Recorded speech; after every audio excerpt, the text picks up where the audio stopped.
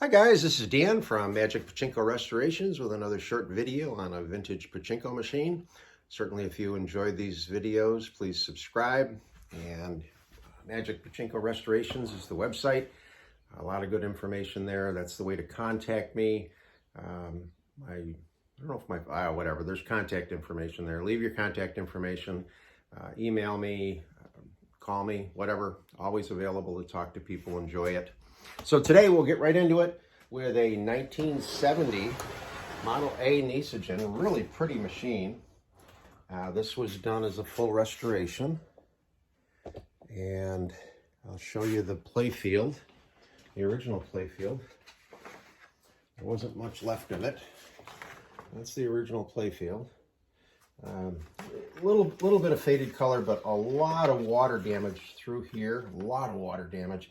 And when I took this machine apart, I found that down in this area, the lower section of the board had a lot of water damage. The lower section of the playfield board had delaminated down along the bottom edge. So a lot of glue and so on and so forth. But it's a really pretty machine, and I really like this setup in here, and we'll dive into that in just a minute. When we swing the machine back around. So this is one of the older Model A's, again from 1970. And if you notice, the corner plates up here and down here, those got painted black. The anti-theft bar down along here got painted black. And just for the heck of it, I painted that black. Mainly that was done for rust reasons. They were pretty rusty. So the older Model A's this is always hard for me to do because I can't tell where the camera's looking. So I'm hoping that I get you some decent shots here. Okay, this area in here, these mechanisms right in here, this is the paper clip. These are all mounted right to the board on these older Model A's. In 71, 72 probably, they actually made a plastic base that all of this stuff was. There's a plastic base for the seesaw, but they extended that base down to here and actually mounted these pieces on that plastic base, which makes it easier to take them apart and realign them, because here you're going right to the board and there's spacers behind. You got to make sure you don't lose any of those parts. There is a cover missing here, and there's a cover missing here. Again, it's not a big deal.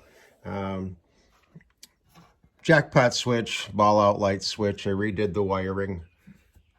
So it's a pretty cool machine. There's some pretty interesting pathways inside of here. And again, we'll talk about that in just a minute. So when you load this kit up, as with any Model A, there is an open and shut little symbol here. And again, this actually peeled off. Usually they don't.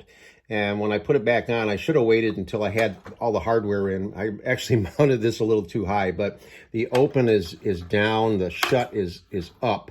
You want to make sure that it's shut. And what that does is it puts those fingers, oh boy, come on, there we go.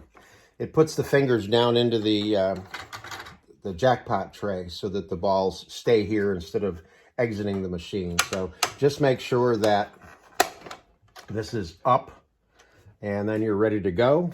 So you're gonna just take some balls, throw them up here.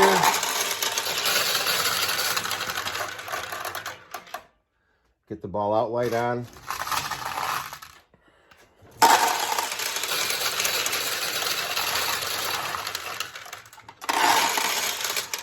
So you want to continue until the ball outlight does go off.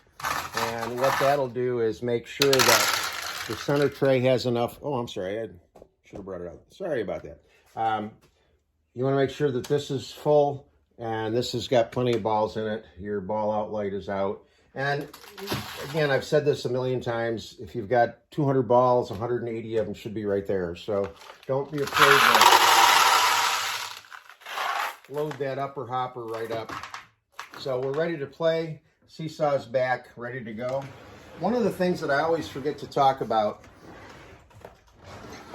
is the feet that I put on these, the stabilization feet. Ooh, down here, okay. They're designed so that it keeps the machine relatively stable, all right? Now, that doesn't mean that the machine won't tip over. It will. And I've had them tip over, which is not a good thing. So certainly if you have a machine with the feet on it, if kids are playing it, kids tend to whack this thing. These will tip over, so make sure that you keep an eye on kids, especially when they're playing. But normally, under normal circumstances, these things will play all day long and you won't have any trouble. So let's put some on. And for these to properly work, you need them tipped back just a little bit. Now, this particular one tends to lean forward a little bit. And I'll tell the new owner to put some felt pads under the front of the feet. So right now I'm just going to get it to tip back just a little bit. And I found out that it was leaning back or leaning forward in an interesting way. There is an overflow feature on this. If the center tray gets too full of balls, they'll overflow and come out down here. And what was happening is I would shoot a ball, it would go in the drain hole and drop down here. And I thought, well, that's not right. But with it tipped forward, it was going into the overflow hole rather than back into the recycler.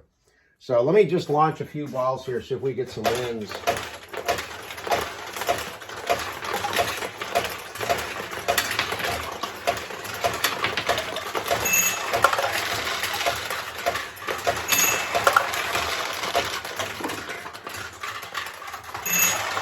So there's some pretty cool wins. Now, what I want to do is open this up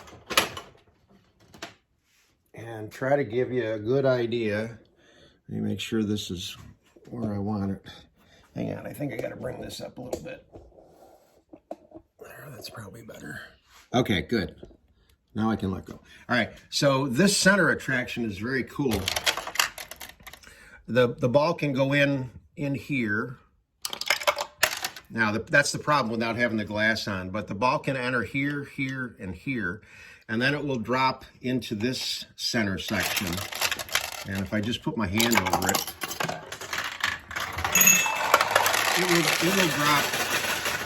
it'll drop straight through and open up this tulip. But what it also does is it puts these little yellow tabs down so that a ball can go in and hit that yellow tab on both sides. Now, this won't give you a win. Well, if a ball went right through, it might go right through and go into the tulip. But then you have to get another ball in here and watch the yellow tabs. Oh, I did it too hard. There it goes.